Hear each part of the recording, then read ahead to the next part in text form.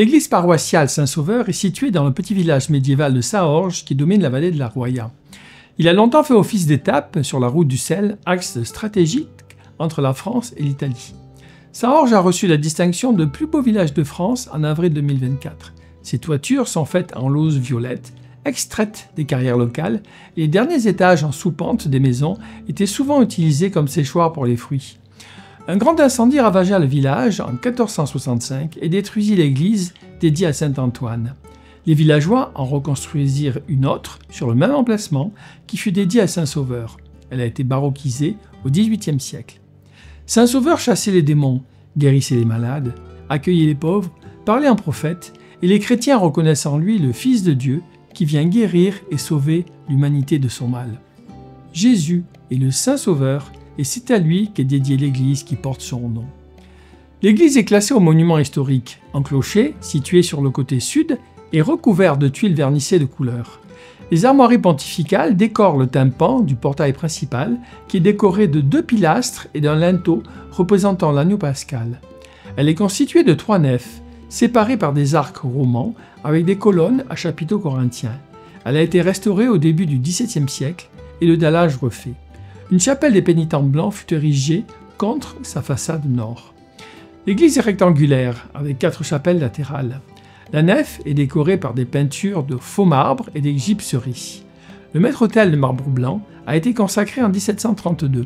C'est une merveille de marqueterie de marbre avec ses colonnes torses en bois ciré selon la tradition franciscaine.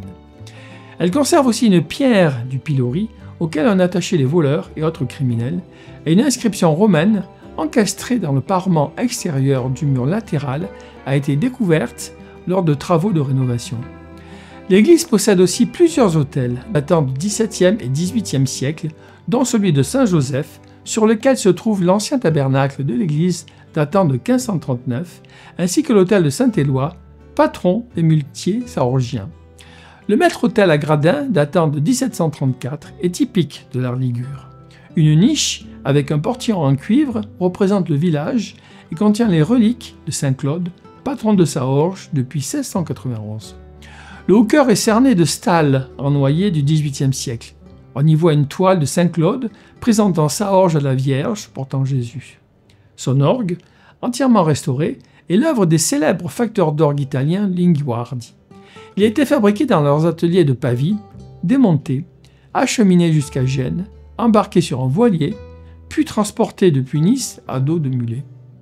Une fois effectuée la visite du village et de l'église paroissiale, je vous invite à aller découvrir le monastère de Saorge. À l'intérieur, dans la cour, ont été peints 9 cadrans solaires datant des XVIIe, XVIIIe et XIXe siècles, et dans le cloître et le réfectoire, vous découvrirez des fresques sur la vie de saint François d'Assise. Dans une des 2 chapelles côté sud, vous pourrez admirer le chemin de croix, qui est l'un des plus anciens chemins de croix peints sur toile de la région niçoise, dans de très beaux et rares tons de bleu. À l'extérieur du monastère a été construit un magnifique et spacieux jardin en terrasse, comprenant un verger et un potager. Bonne découverte!